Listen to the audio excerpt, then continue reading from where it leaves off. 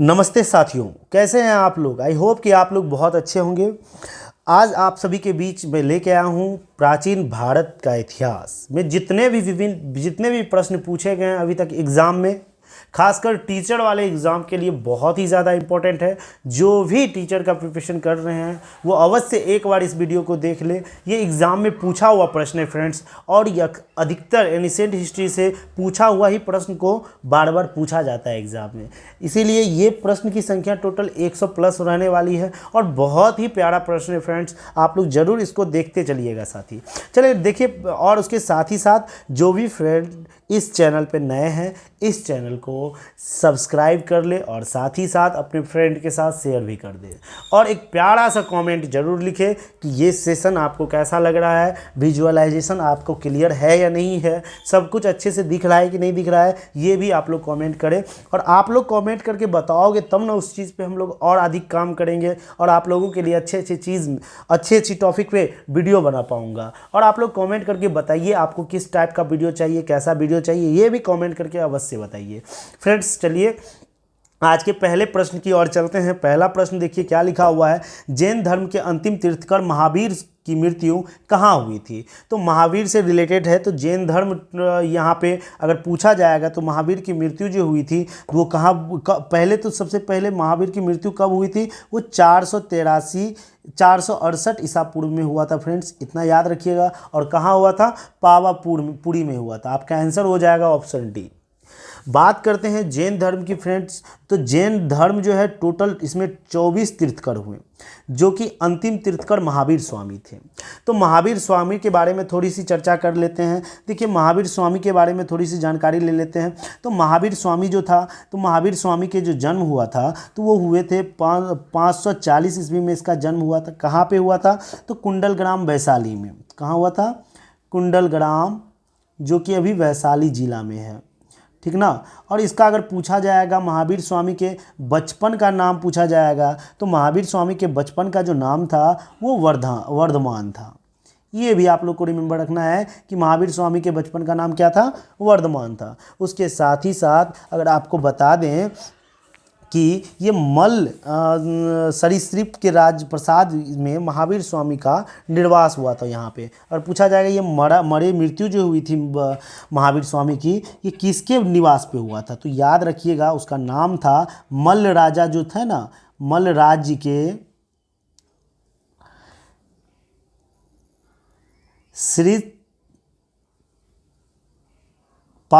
सितपाल इसको कहा जाता है। सितपाल के राजप्रसाद में महावीर स्वामी का क्या हुआ था, निर्वहन या मृत्यु हो गई थी फ्रेंड्स। आप लोग को इससे रिलेटेड और ज़्यादा बहुत सारा क्वेश्चन हम लोग को करना है, तो ज़्यादा डिटेल में नहीं जाते हुए थोड़ा थोड़ा लेके हम लोग चलते रहेंगे, हर एक का आंसर बताते हुए निकलते जाएंगे और थोड़ा थोड़ा उसमें डिटेल बताते जाएंगे। थोड़ी लंबी भी हो सकती है वीडियो, तो आई होप कि आप लोग लास्ट तक जरूर बने रहिए, कुछ ना कुछ अवश्य सीख के जाओगे। और खासकर जितना भी मैं लिखता हूँ ना उसके साथ साथ आप लोग भी लिखने का प्रयास कीजिए। कोई चीज़ जितना बार रिपीट होता है, जितना बार लिखा जाता है ना, तो उससे और भी ज़्यादा कोई भी चीज़ पे अच्छी पकड़ बनती है। हम लोग के सर कहा करते थे, अब हम सर बन गए हैं तो हम आप लोगों को कह रहे हैं। चलिए नेक्स्ट प्रश्न की ओर चलते हैं। देखिए क्या लिखा हुआ है। भगवान बुद्ध का जन्म लुम्बिनी में हुआ था। लुम्बिनी कहाँ है, तो भगवान बुद्ध से रिलेटेड पूछा जा रहा है, तो लुम्बिनी कहाँ है ये पूछा जा रहा है। तो आपका आंसर हो जाएगा फ्रेंड्स ऑप्शन सी, नेपाल जो है, नेपाल में ही लुम्बिनी है। और आपको बता दे भगवान बुद्ध का जो जन्म हुआ था वो कब हुआ था, ये भी याद रखिएगा। 563 ईसा पूर्व में भगवान बुद्ध का क्या हुआ था, जन्म हुआ था। और कहाँ हुआ था, लुम्बिनी के नेपाल में। चलिए नेक्स्ट प्रश्न की ओर चलते हैं। नेपाल के लुम्बिनी में। उसके बाद देखिए उसके साथ साथ अगर पूछा जाएगा तो आप लोग को पता होना चाहिए बुद्ध धर्म के संस्थापक कौन थे, महात्मा बुद्ध ही थे। उसके साथ ही साथ आप लोग को ये भी पता होना चाहिए गौतम बुद्ध जो महात्मा बुद्ध थे उन्होंने सर्वाधिक उपदेश कहाँ दिए, सर्वाधिक उपदेश जो दिए थे वो दिए थे, अधिक उपदेश जो दिए थे वो सारनाथ में दिए थे। कहाँ दिए थे फ्रेंड्स, सारनाथ में सर्वाधिक उपदेश दिए थे। और उसके साथ महापरिनिर्वाण अगर बात करें तो इसकी मृत्यु की बात करें तो मृत्यु कब हुआ था, तो मृत्यु की बात करें तो ये भी याद रखिएगा, मृत्यु 483 BC में हुआ था। और कहाँ हुआ था 483 BC में, तो ये भी आप लोग को कमेंट करके बताना है कि इसकी मृत्यु कहाँ हुआ था, किस जगह पे इसका महात्मा बुद्ध के मृत्यु हुआ था। ये कमेंट में करके आप लोग अवश्य बताइएगा। नेक्स्ट प्रश्न की ओर चलते हैं। देखिए क्या लिखा हुआ है, बिंबिसार किस वंश का राजा था। बिंबिसार पूछा जा रहा है किस वंश का राजा था, तो आपका आंसर हो जाएगा ऑप्शन ए, ये हर्यक वंश का राजा था। तो ये हर्यक वंश के राजा थे बिंबिसार। और पता है ना, हर्यक वंश में बिंबिसार जो है ये गद्दी पे कब बैठे हुए थे, तो 544 ईस्वी में ये गद्दी पे बैठे हुए थे फ्रेंड्स। और अगर कहा जाएगा हर्यक वंश को, तो ये भारत का प्रथम ऐतिहासिक वंश है हर्यक वंश, ये भी याद आपको रखना है, ठीक ना। और हर्यक वंश का अंतिम शासक जब पूछा दिया जाएगा तो नागदशक इसके अंतिम थे। अंतिम शासक पूछा जाएगा तो क्या कहिएगा, नागदशक। कौन था, नागदशक अंतिम शासक थे। तो इतना चीज़ आप लोग को हर्यक वंश से याद रखिए। फिर से एक बार रिपीट करते हैं, बिंबिसार किस वंश से थे, हर्यक वंश से थे। और ये 544 ईस्वी में ये क्या हुए थे, गद्दी पे बैठे हुए थे। और साथ ही साथ ये हर्यक वंश को क्या कहा जाता है, भारत का प्रथम ऐतिहासिक वंश कहा जाता है। और हर्यक वंश के अंतिम शासक कौन थे, नागदशक थे। और आपको ये आगे जाके इसके बारे में और बहुत ज़्यादा डिटेल बता सकते हैं फ्रेंड्स।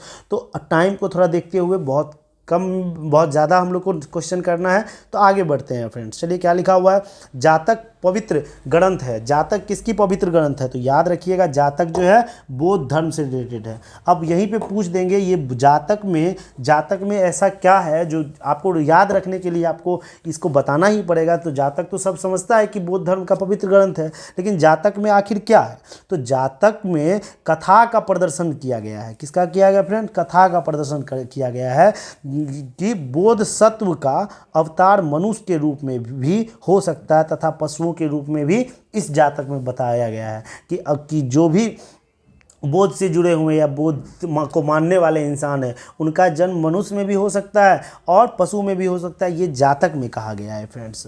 तो आप लोग को इसका आंसर याद रखना है कि जातक पवित्र ग्रंथ किसका है, बौद्ध धर्म से जातक पवित्र ग्रंथ है। चलिए नेक्स्ट प्रश्न की और एक चीज़ बता देते हैं, इस जातक में महात्मा बुद्ध की पूर्ण जन्म का चर्चा के बारे में, यहाँ पे पूर्ण जन्म के बारे में बताया कि महात्मा बुद्ध का जो है पूर्ण जन्म हो सकता है। नेक्स्ट प्रश्न की ओर चलते हैं, भगवान बुद्ध ने अपने पहले धर्मोपदेश दिए थे। तो पहले धर्मोपदेश ये भगवान बुद्ध कहाँ दिए हुए थे, तो याद रखिएगा सारनाथ में महात्मा बुद्ध ने अपना पहला धर्म उपदेश दिए थे। और यही जहाँ पहला जो धर्म उपदेश दिए थे ना, इसी समय इसको कहा गया कि ये धर्म चक्र परिवर्तन है। क्या बोला गया कि इस बौद्ध ग्रंथ में धर्म चक्र परिवर्तन कहा गया। ये पहले धर्म उपदेश को क्या बोला गया फ्रेंड्स, धर्म चक्र प्रवर्तक। तो याद रखिएगा पहले उपदेश को क्या बोला गया, धर्मचक्र प्रवर्तक। नेक्स्ट प्रश्न की ओर चलते हैं। नेक्स्ट प्रश्न देखिए आपका बहुत ही प्यारा प्रश्न है, लिखा हुआ है क्या कि ये आश्रम और आयु की बात किया जा रहा है। तो आप लोग को बता दें, आश्रम से रिलेटेड जब ये पूछा जाएगा तो जबलोपनिषद में, कौन से निषद में फ्रेंड्स,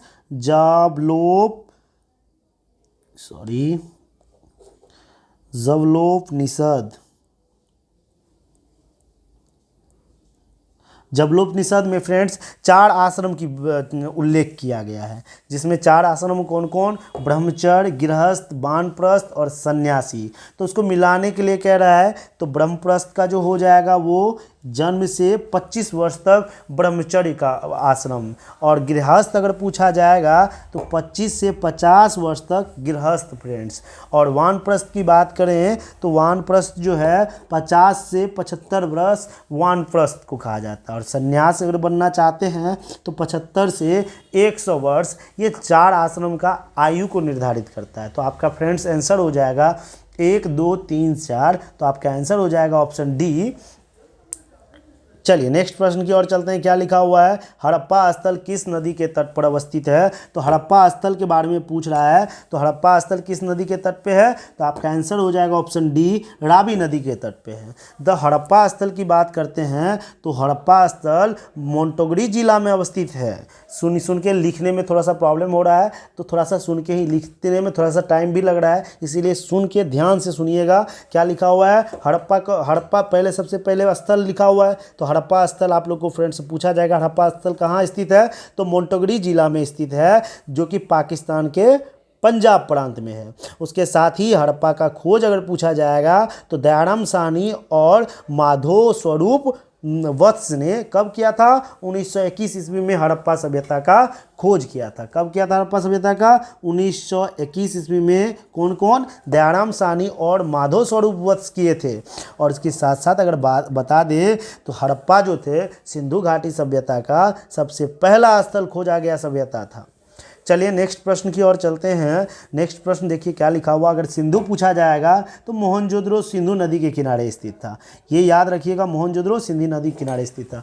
नेक्स्ट प्रश्न की ओर चलते हैं। गौतम बुद्ध के संवादों की भाषा क्या थी? तो गौतम बुद्ध किस भाषा में अपना संवाद देते थे? तो उसका आंसर हो जाएगा friends option B. Gautam Buddha संवाद जो देते थे अपना पाली भाषा में देते थे। अगर पूछा जाएगा कि इसी के साथ में जो अपना प्रथम उपदेश कहाँ दिए हुए थे, तो सारनाथ में गौतम बुद्ध ने प्रथम उपदेश दिया था। और अंतिम उपदेश पूछा जाएगा तो कुशीनगर में अपना अंतिम उपदेश दिए थे। और सर्वाधिक उपदेश पूछा जाएगा तो याद रखिएगा वो भी श्रावस्ती में सर्वाधिक उपदेश दिए हुए थे। तो इतना चीज़ आपको याद रखना है कि गौतम बुद्ध जो थे वो किस भाषा में संवाद देते थे? पाली में। और पहला उपदेश कहाँ दिए थे? सारनाथ में। और अंतिम उपदेश कहाँ दिए थे? कुशीनगर में। और सर्वाधिक उपदेश कहाँ दिए थे? तो श्रावस्ती में वो सर्वाधिक उपदेश दिए थे। नेक्स्ट प्रश्न और एक बात करते हैं ऑप्शन ए प्रकृति की। तो ये महावीर स्वामी की क्या है? अर्धगामी भाषा इसको कहा जाता है। तो ये महावीर स्वामी के द्वारा प्राकृतिक भाषा में संवाद दिया जाता था। नेक्स्ट देखिए प्रश्न क्या लिखा हुआ है। सूची 1 सूची 2 के साथ सुमेलित करें और सही उत्तर चुनिए। तो ये पूछा जा रहा है। तो यहाँ पे सिंधु स्थल लिखा हुआ और स्थान लिखा हुआ है। तो यहाँ पे कुछ सिंधु स्थल के बारे में बताया गया, स्थान के बारे में बताया गया है। तो बताइए लोथल कहाँ से था? तो याद है ना, लोथल गुजरात से रिलेटेड है। रोपर कहाँ से रिलेटेड है? तो ये पंजाब से रोपर रिलेटेड है। नेक्स्ट राखी गढ़ी, तो राखी गढ़ी हरियाणा से रिलेटेड है। कालीबंगा, तो कालीबंगा राजस्थान से रिलेटेड है। तो आपका आंसर हो जाएगा 4321।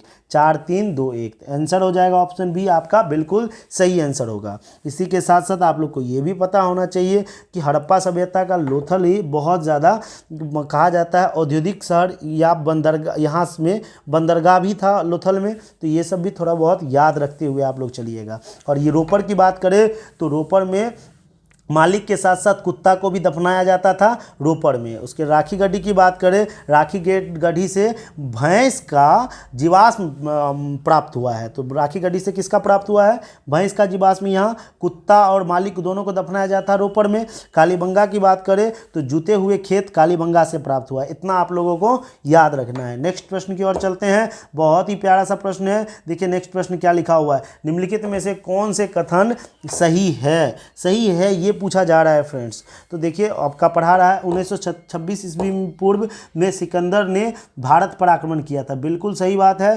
सेकंड देखिए क्या लिखा हुआ है। आम्भी तक्षशिला का राजा ने सिकंदर को अपनी सेना का स्वागत किया था। ये भी बिल्कुल सही है। सिकंदर की मृत्यु 332 ईस्वी में बिल्कुल नहीं। सिकंदर की जो मृत्यु हुई थी वो 332 नहीं 323 ईस्वी में हुआ था। तो ये चीज़ याद रखिए। और कहाँ हुआ था? बेबीलोन में हुआ था। कहाँ हुआ था? बेबीलोन में हुआ था। ये भी याद रखना है आप लोगों को फ्रेंड्स। बेबीलोन में इसकी मृत्यु हुई थी। तो आप लोग को आपका आंसर हो जाएगा फ्रेंड्स। ये तो बिल्कुल नहीं होगा, ये और ये दोनों आंसर हो जाएगा। तो आपका आंसर हो जाएगा ऑप्शन सी। 1 और 2 दोनों कथन सही कह रहा है। तो सिकंदर की बात करते हैं तो सिकंदर का जन्म तो हम लोग ने देख लिया 326 ईसा पूर्व में।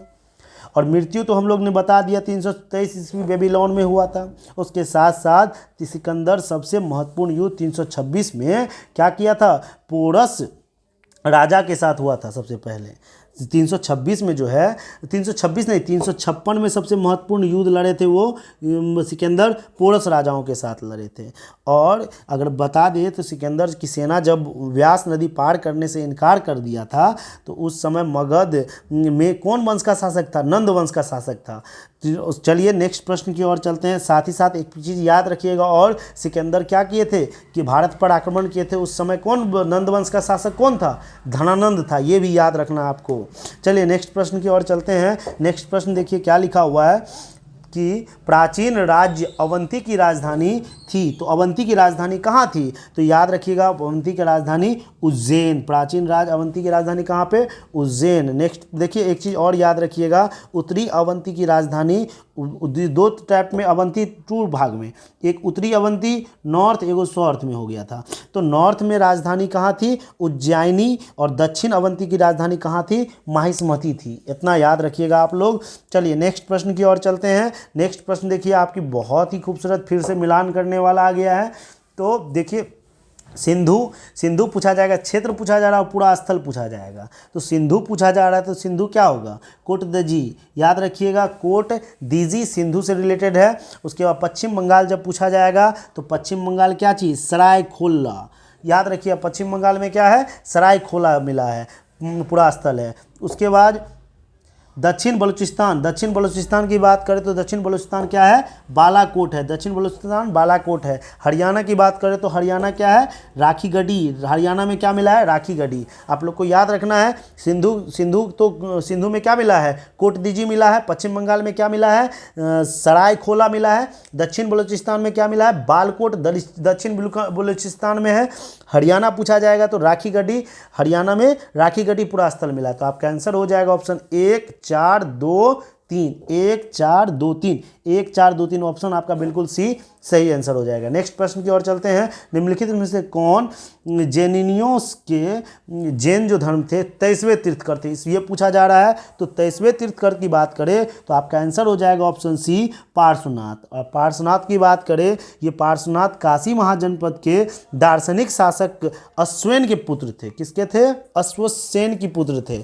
तो ये भी इतना याद रखना आप लोगों को। इसके साथ साथ 23वें तीर्थनाथ जो तीर्थकर थे पार्श्वनाथ को कैवल्य समेत चोटी पर मिला था। याद रखिएगा, इसको जो कैवल्य जो कहाँ प्राप्त हुआ था? समेत चोटी पे प्राप्त हुआ था। पार्श्वनाथ कह सकते हैं इसका नाम भी, इसको पार्श्वनाथ भी कहा जाता है।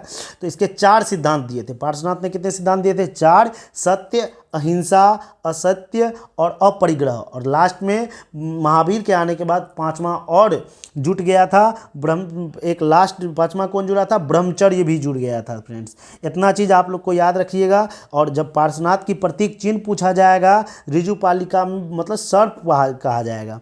जो चिन्ह अगर पूछा जाएगा पार्श्वनाथ का, क्या चीज़? सर्प होता है पार्श्वनाथ का। चलिए नेक्स्ट प्रश्न की ओर चलते हैं। देखिए नेक्स्ट प्रश्न क्या लिखा हुआ है। भगवान बुद्ध को ज्ञान की प्राप्ति कहाँ हुआ? तो भगवान बुद्ध को जो ज्ञान की प्राप्ति हुई थी वो बोध गया में हुआ था। तो बोध कहाँ पर ज्ञान की प्राप्ति हुई? बोध गया में प्राप्त हुआ था। तो याद रखिएगा, 29 वर्ष की अवस्था में महाभिनिष्क्रमण गृह त्याग कर दिया था। जब वो गृह त्याग किए हुए थे तो वो 29 वर्ष का अवस्था था उसका। उसी को हम लोग क्या कहते हैं? महाभिनिष्क्रमण।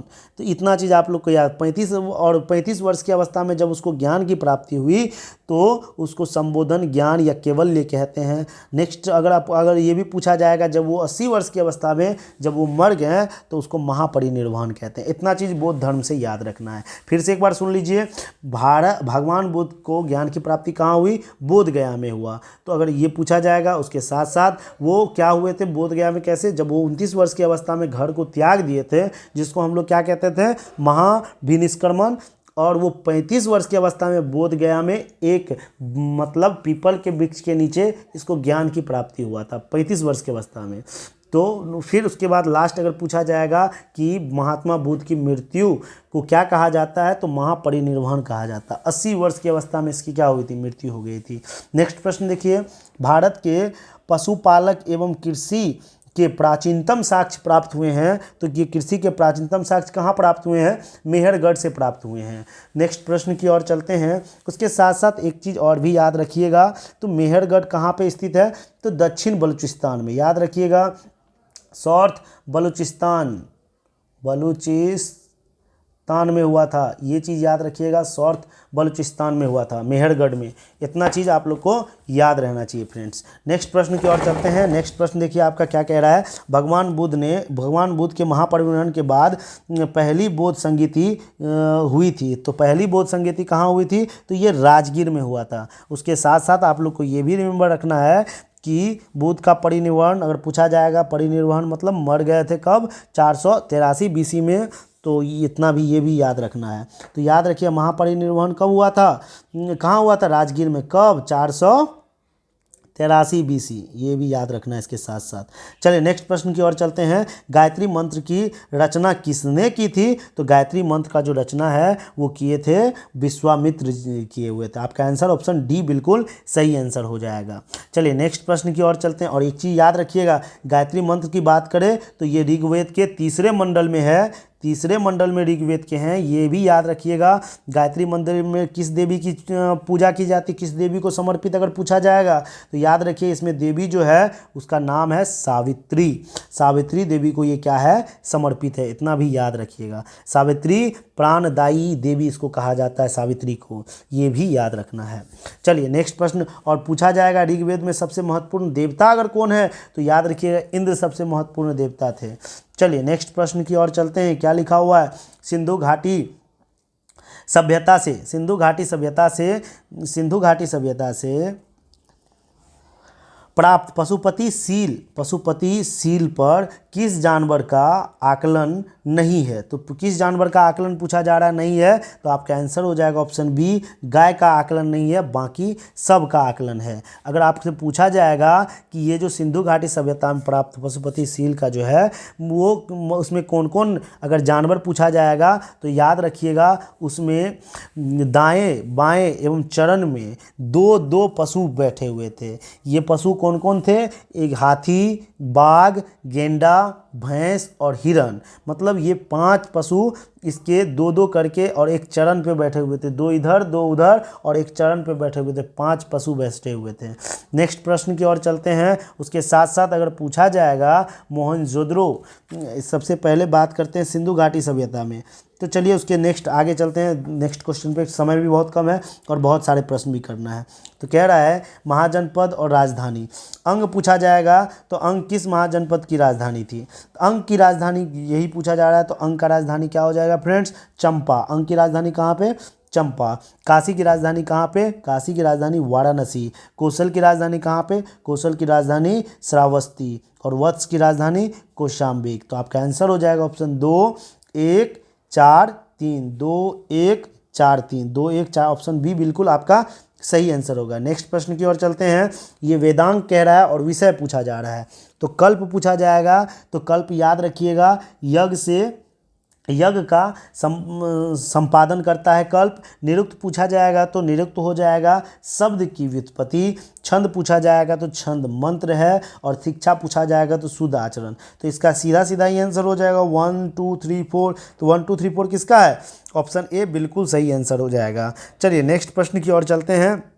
नेक्स्ट और याद रखिएगा वेदांग में जो है कितनी संख्या वेदांग की, 6 संख्या। इसमें तो कल्प निरुक्त छंद तो दे ही दिया है, इसके साथ साथ आप लोग को कमेंट करना है कि और क्या क्या इसमें छूट गया है, ये भी आप लोग को बताना है। तो अगर आप लोग 4 दे दिया है तो 2 ही हम भी बता देते हैं। तो क्या होगा, एक व्याकरण है और एक साथ ही साथ ज्योतिषी भी है। क्या है फ्रेंड्स, ज्योतिषी। व्याकरण के साथ साथ ज्योतिष भी है। तो याद रखिएगा वेदांग की संख्या टोटल 6, कौन कौन, कल्प, निरुक्त, छंद, शिक्षा, व्याकरण और ज्योतिषी, इतना याद रखिएगा। चलिए नेक्स्ट प्रश्न की ओर चलते हैं। नेक्स्ट देखिए आपका प्रश्न क्या है, हिस्टोरिका नामक प्रसिद्ध रचना किसकी थी, तो हिस्टोरिका नामक प्रसिद्ध रचना जो थी हेरोडोटस की थी। किसकी थी, हेरोडोटस की थी। हेरोडोटस कहाँ के थे, यूनान के इतिहासकार थे। कहाँ के थे फ्रेंड्स, यूनान के इतिहासकार थे हेरोडोटस। और उसके साथ साथ अगर आपसे पूछा जाएगा हेरोडोटस को इतिहास का क्या कहा जाता है, पिता कहा जाता है। ये इतिहास का पिता कहा जाता है हेरोडोटस को, इतना ये भी याद रखिएगा आप लोग। और चलिए नेक्स्ट प्रश्न की ओर चलते हैं। और टॉलमी के बारे में यहाँ पे पूछा जा रहा है। टॉलमी किसको, हर एक ऑप्शन को देख लीजिए। भारत का भूगोल नामक पुस्तक किसने लिखा था, भारत का भूगोल, ये किसने लिखा था, तो टॉलमी ने लिखा था भूगोल नामक पुस्तक। और थॉमस रो की बात करें तो थॉमस रो तो आप तो जानते ही हैं 1615 ईस्वी में क्या हुआ था, ब्रिटिश के शासक जेम्स प्रथम का राजदूत था ये यहाँ पे, जो कि क्या हुआ था, जहांगीर के दरबार में थॉमस रो आया था। प्लिनी के बारे में जानते हैं, इसकी पुस्तक का नाम क्या है, नेचुरल हिस्ट्री का इसकी पुस्तक के नाम है। चलिए नेक्स्ट प्रश्न की ओर चलते हैं। और नेचुरल हिस्ट्री में किसका वर्णन किया गया है, ये भी याद रखिएगा। पशु, वनस्पति एवं जलवायु के बारे में विवरण किया गया है नेचुरल हिस्ट्री में, जो कि पिलनी की पुस्तक है। नेक्स्ट प्रश्न की ओर चलते हैं। क्या लिखा हुआ है, गंगेकोंड चोलपुरम का निर्माणकर्ता कौन है? तो गंगेकोंड चोलपुरम का निर्माणकर्ता राजेंद्र प्रथम है। आपका ए बिल्कुल सही आंसर हो जाएगा। नेक्स्ट प्रश्न की ओर चलते हैं। देखिए क्या लिखा हुआ है, यज्ञ की देखरेख कौन करता है? तो यज्ञ की जो देखरेख है वो ब्रह्मा जी करते हैं, यज्ञ की देखरेख। तो याद रखिएगा, यज्ञ की देखरेख ब्रह्मा जी करते हैं। ब्रह्मा पुरोहित अर्थवेद का, अर्थवेद से संबंधित है। अगर पूछा जाएगा ब्रह्मा किससे संबंधित है, अर्थवेद से संबंधित है, ठीक ना। और ये यज्ञ के निरीक्षक होते हैं। नेक्स्ट प्रश्न की ओर होत्री तो आप लोग को पता है ना, ऋग्वेद किससे संबंधित है? ऋग्वेद के पुरोहित कौन? होत्री। और अर्थवेद के पुरोहित ब्रह्मा। उद्गाता किसके पुरोहित? सामवेद के पुरोहित। अर्धायु किसके पुरोहित? तो ये होगा यजुर्वेद के पुरोहित। इतना चीज़ आप लोगों को याद रखना है। नेक्स्ट प्रश्न की ओर चलते हैं। निम्नलिखित में से कौन सी मत्स्य महाजनपद की राजधानी है? तो मत्स्य महाजनपद की राजधानी कौन सी है? विराटनगर है। लोथल किस नदी के निकट स्थित है? तो लोथल जो है भोगवा नदी के निकट स्थित है। और ये कहाँ लोथल स्थित है? तो गुजरात में स्थित है। समझ गए फ्रेंड्स, इतना याद रखिएगा। इसे लघु हड़प्पा या लघु मोहनजोदड़ो भी कहा जाता है लोथल को, ठीक ना। और यहाँ पे लोथल में पूछा जाएगा किस चीज़ का साक्ष्य मिला है? तो चावल उपजने का साक्ष्य यहीं से मिला है, लोथल से ही मिला है। इतना चीज़ इसके बारे में याद रखिएगा। और एक चीज़ और पूछा जाता है, सिर्फ लोथल शहर में दरवाजे मुख्य सड़क की ओर खुलते थे। सिर्फ लोथले में सिर्फ मुख्य सड़क की ओर दरवाज़ा खुलता था। चलिए नेक्स्ट प्रश्न की ओर चलते हैं। क्या लिखा हुआ नेक्स्ट प्रश्न, नेचुरल हिस्ट्री के लेखक थे? तो नेचुरल हिस्ट्री अभी जस्ट हम लोग देखे, प्लिनी नेचुरल हिस्ट्री के लेखक थे। तो इसमें नेचुरल हिस्ट्री में क्या चीज़ बताया गया है? भारतीय पशु, पेड़ पौधे व खनिज पदार्थों का विस्तृत विवरण इसमें नेचुरल हिस्ट्री में किया गया है। अभी टॉलमी के बारे में भी हम लोग देख लिए थे। टॉलमी कब? टॉलमी की पुस्तक पूछा जाएगा तो क्या हो जाएगा? भारत की भूगोल टॉलमी की पुस्तक, ऊपर में जस्ट बताएं। जस्टिन के बारे में पूछा जा रहा है, तो जस्टिन आप लोग को पता है कुछ जस्टिन के बारे में? तो कमेंट में अगर बताइए जस्टिन के बारे में थोड़ा सा भी पता है आप लोग को, तो आप लोग कमेंट करके बताइए जस्टिन कौन था। अरस्तु के कौन था? अरस्तु के बारे में तो पता ही होगा। अरस्तु की कौन कौन सी पुस्तक है? हिस्ट्री ऑफ एनिमल्स, पॉलिटिक्स, रेहेटरिक, याद रखिए रेहेटरिक, इकोनॉमिक्स, याद रखिएगा। ये सब किसकी है? इकोनॉमिक्स, एथिक्स, ये सब किसका? अरस्तु का पुस्तक है। नेक्स्ट चलिए क्या लिखा हुआ है, पॉलिशदार पाषाण उपकरण किस युग की विशेषता है? तो पॉलिशदार पाषाण उपकरण जो है ये नवपाषाण काल की विशेषता है। नेक्स्ट देखिए क्या लिखा हुआ है, अवंती की राजधानी थी। अवंती की राजधानी कहाँ थी? उज्जैन थी अवंती की राजधानी। नेक्स्ट देखिए क्या लिखा हुआ है, सिंधु सभ्यता का प्राचीनतम बंदरगाह कौन था? तो सिंधु सभ्यता का प्राचीनतम बंदरगाह लोथल था। आपका आंसर सी हो जाएगा। नेक्स्ट प्रश्न की ओर चलते हैं। क्या हो जाएगा फ्रेंड नेक्स्ट प्रश्न, चंपा निम्नलिखित में से किस महाजनपद की राजधानी थी? तो चंपा महाजनपद अंग महाजनपद की राजधानी थी। महाजनपद की बताए तो महाजनपद की संख्या टोटल कितनी? 16 महाजनपद थी। तो वहीं पे पूछा जाएगा मगध की राजधानी गिरिव्रज या राजगीर। वहीं पे पूछा जाएगा मल की राजधानी कुशीनगर। मल की राजधानी कहाँ पे? कुशीनगर हो जाएगा फ्रेंड्स, कुशीनगर। उसके साथ में वज्जी पूछा जा रहा है, तो वज्जी की राजधानी कहाँ पे? आप लोगों को कमेंट में करना है कि वज्जी का राजधानी कहाँ पे। नहीं पता है तो याद रखिएगा वज्जी वैशाली है, जो सबसे पहला यहाँ पे लोकतंत्र यहीं वज्जी में ही हुआ था। नेक्स्ट चलिए क्या लिखा हुआ है, किस हड़प्पा स्थल से जुते हुए खेत का प्रमाण मिलता है? तो जुते हुए खेत अभी जस्ट हम लोग देखे थे पहले क्वेश्चन में, क्या था? कालीबंगा से जुते हुए खेत का प्रमाण मिलता है। इतना चीज़ आप लोग को इससे याद रखना है। उसके साथ साथ बहुत सारा चीज़ और देखिए और क्या है।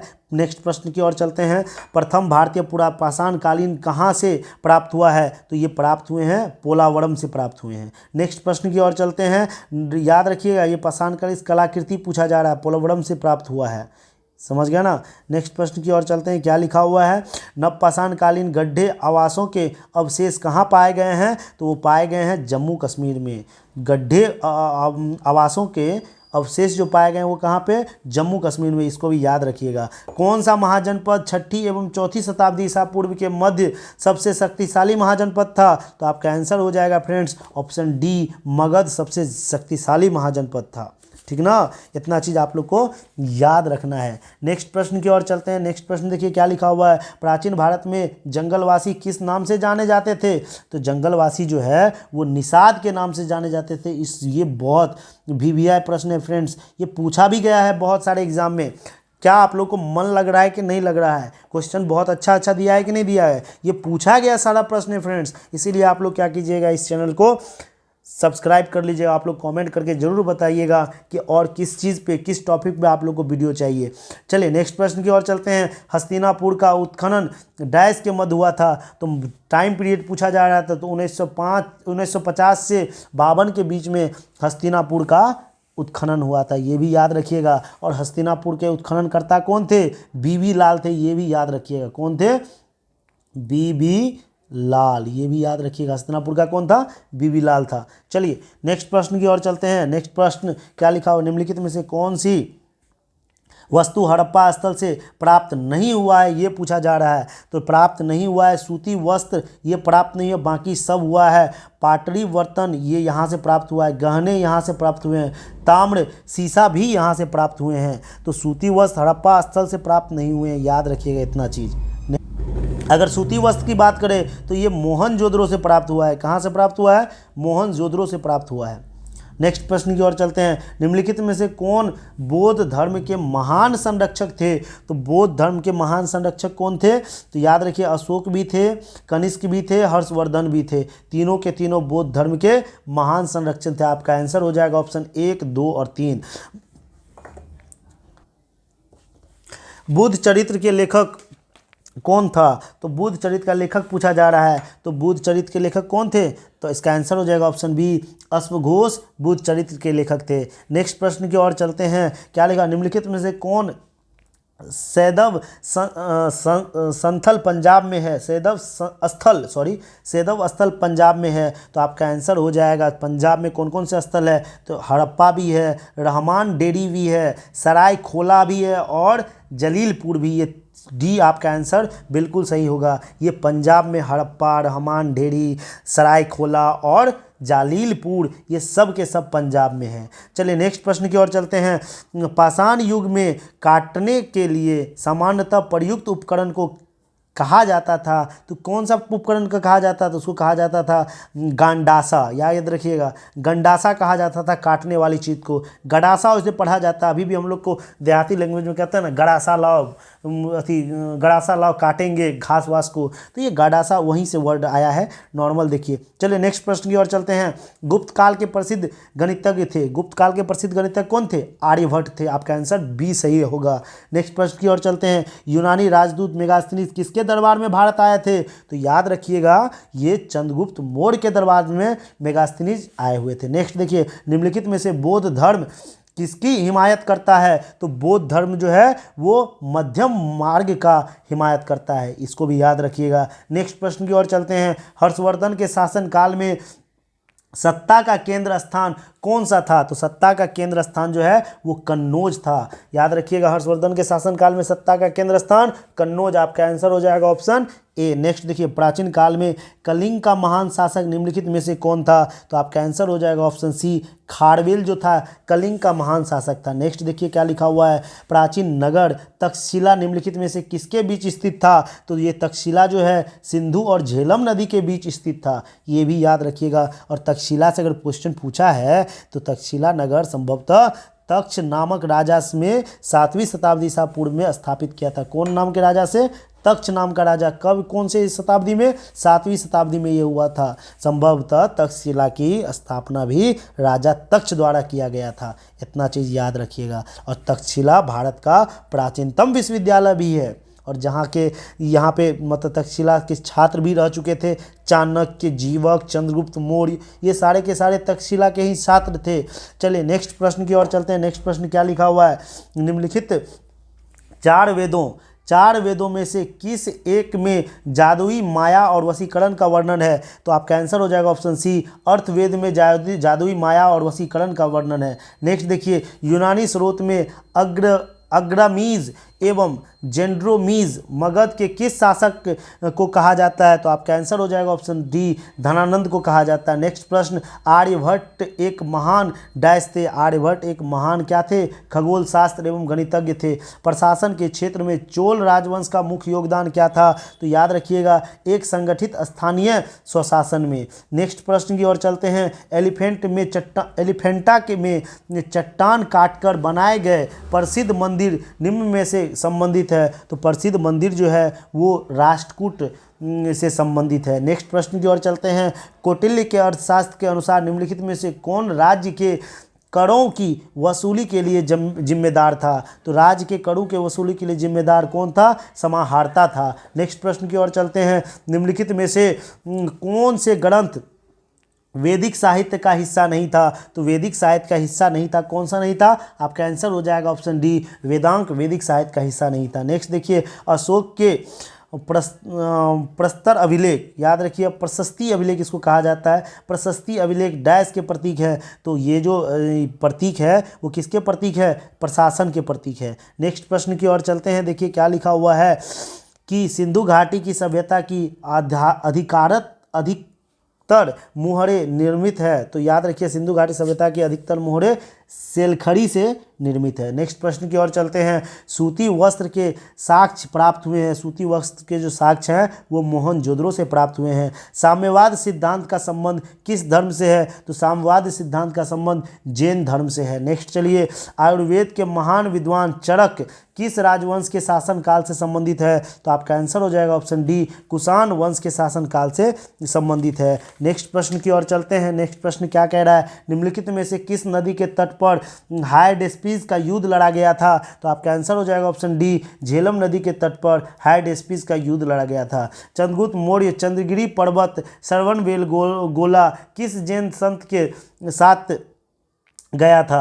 तो आपका आंसर हो जाएगा ऑप्शन सी, भद्रबाहु के साथ गया था। नेक्स्ट प्रश्न की ओर चलते हैं, महात्मा बुद्ध द्वारा अपना प्रथम प्रवचन जिसे धर्मचक्र परिवर्तन कहा जाता है कहाँ दिया गया था? हम लोग ने पहले ही डिस्कशन कर चुका है, तो ये सारनाथ में दिया गया था प्रथम प्रवचन, जिसको धर्मचक्र परिवर्तन कहा जाता है। नेक्स्ट देखिए, भारत में रोमन व्यापारियों की बस्ती के अवशेष किस स्थल से मिले हैं? तो रोमन व्यापारियों की बस्ती के अवशेष अरिकामेडू से मिले हैं। नेक्स्ट प्रश्न की ओर चलते हैं, हड़प्पा के निवासी डैश के साथ व्यापारिक संबंध रखते थे? तो व्यापारिक संबंध जो है वो मेसोपोटामिया के साथ अपना व्यापारिक संबंध रखते थे। नेक्स्ट देखिए, आयुर्वेद के महान विद्वान चरक किस शासक के काल से संबंधित है? तो ये चरक जो है वो कनिष्क के समय में थे, ये भी याद रखना है आप लोगों को। नेक्स्ट प्रश्न की ओर चलते हैं, राजपूत काल में समाज में किस नवीन जाति का उदय हुआ था? तो राजपूत काल में समाज में जो है कायस्थ जाति का उदय हुआ था, कायस्थ जाति का उदय हुआ था राजपूत काल में। नेक्स्ट देखिए, अंतिम मौर्य शासक कौन थे? तो अंतिम मौर्य शासक हम लोग ने पहले भी देखा, नहीं मौर्य शासक पूछा जा रहा है वो हर्यक वंश का था, ये मौर्य शासक पूछा जा रहा है, तो आपका आंसर हो जाएगा ऑप्शन डी, वृहदत्त था अंतिम मौर्य शासक। नेक्स्ट देखिए क्या लिखा हुआ है, हड़प्पा के लोग किस धातु का उपयोग नहीं कर जानते थे? तो हड़प्पा का लोग लोहे धातु का उपयोग नहीं जानते थे। नेक्स्ट देखिए क्या लिखा हुआ है, तंजौर के राजा राजेश्वर शिव मंदिर का निर्माण किसने करवाया था? तो तंजौर का राजा राजेश्वर मंदिर का निर्माण राज प्रथम ने करवाया था। ऑप्शन ए आपका बिल्कुल सही आंसर होगा। ड्रेकॉन के कानून किस सभ्यता से संबंधित है? बहुत ही इंपॉर्टेंट क्वेश्चन है फ्रेंड्स, वीवीआई लगा लीजिएगा। ड्रेकॉन के कानून किस सभ्यता से संबंधित है? तो आपका आंसर हो जाएगा ये ग्रीस यूनान के सभ्यता से संबंधित है। नेक्स्ट देखिए, हड़प्पा के किस स्थल में जलाशय के प्रमाण मिले हैं? तो जलाशय के जो प्रमाण मिले हैं वो धोलावीरा से जलाशय के प्रमाण मिले हैं। नेक्स्ट देखिए, प्राचीन नालंदा विश्वविद्यालय का संस्थापक कौन था? तो प्राचीन नालंदा विश्वविद्यालय के संस्थापक कुमारगुप्त प्रथम था। चाणक्य को इस नाम से भी जाना जाता है, तो चाणक्य का दूसरा नाम क्या है? तो याद रखिएगा विष्णुगुप्त था। नेक्स्ट प्रश्न की ओर चलते हैं, भारतीय सम्राट हर्षवर्धन की जीवनी हर्षचरित किसने लिखी थी? तो हर्षचरित वानभट्ट ने लिखा था। नेक्स्ट देखिए, गुप्तकालीन प्रथम गणितज्ञ व खगोल शास्त्र कौन था? तो वो कौन था?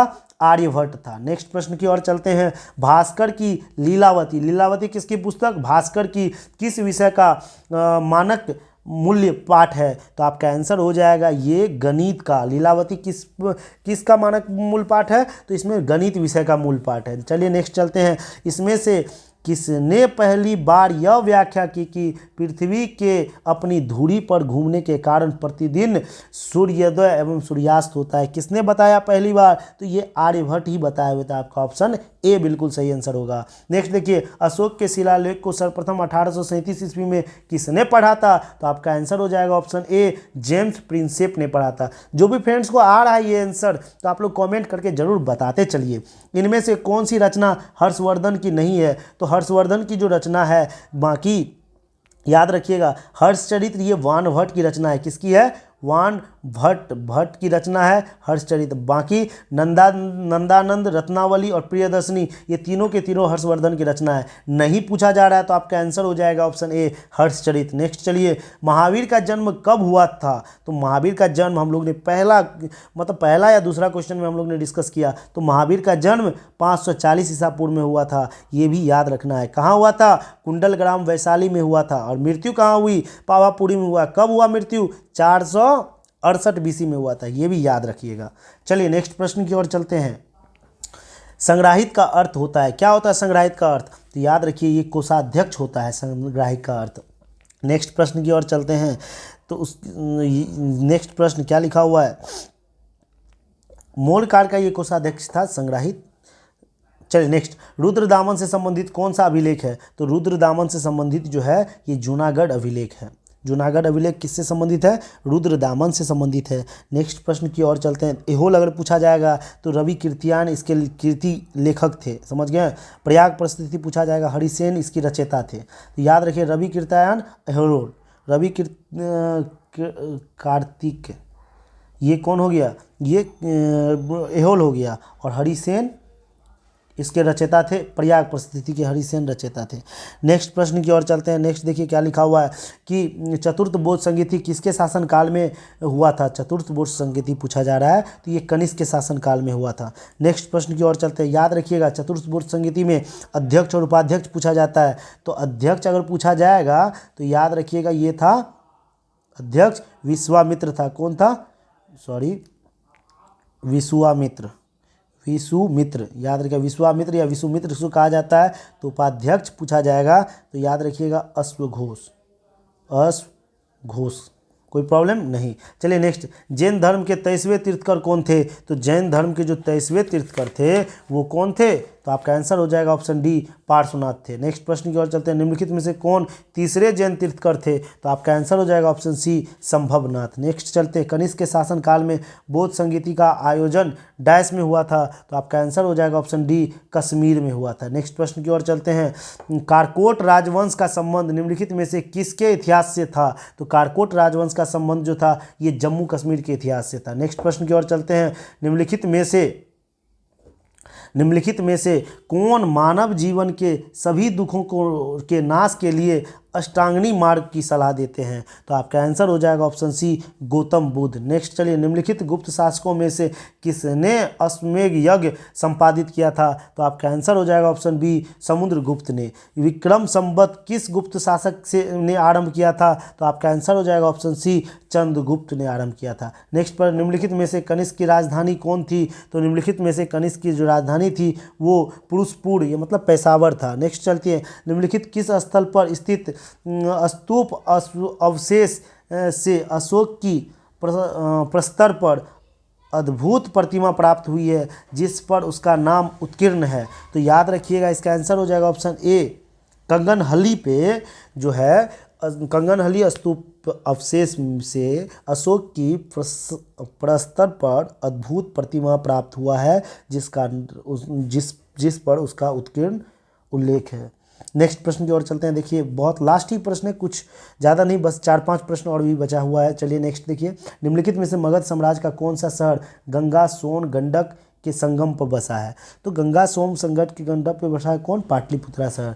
नेक्स्ट प्रश्न की ओर चलते हैं। निम्नलिखित में से किस शिलालेख में अशोक के नाम का उल्लेख मिलता है, तो अशोक के नाम का उल्लेख किस शिलालेख पे, मास्की शिलालेख पे मिलता है। नेक्स्ट, लोरिया अरेराज क्या है? तो लोरिया अरेराज जो है एक स्तंभ लेख है। ऑप्शन ए आपका बिल्कुल सही है।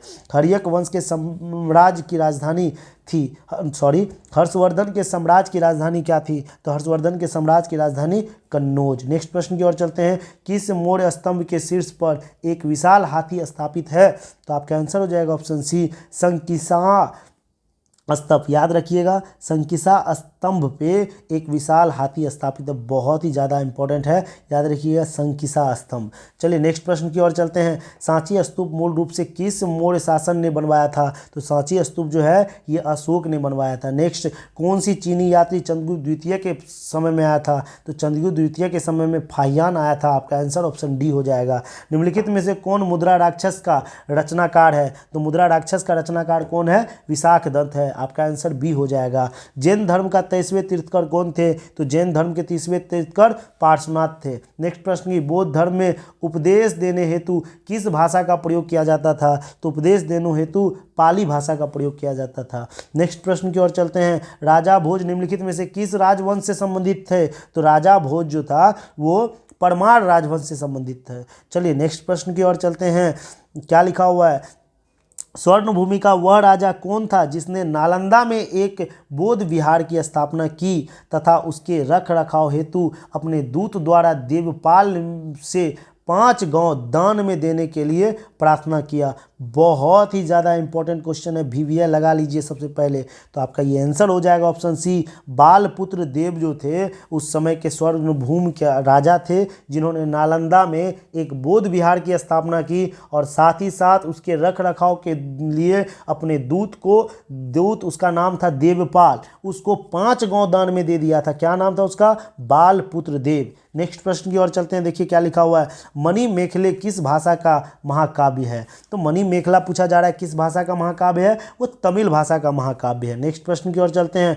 प्रसिद्ध लिंगराज मंदिर किस राज्य में अवस्थित है? तो प्रसिद्ध लिंगराज मंदिर जो है ये ओडिशा में अवस्थित है। नेक्स्ट देखिए, गंधार कला से समन्वय है। तो गंधार कला से संबंधित अगर पूछा जाएगा तो भारत और ग्रीक कला का ये समन्वय है, दोनों गंधार कला। फ्रेंड्स हम लोग ने टोटल 107 प्रश्न कर लिया है, जो कि ये पूछा गया प्रश्न है, विभिन्न एग्जामों में ये पूछा गया प्रश्न है फ्रेंड्स।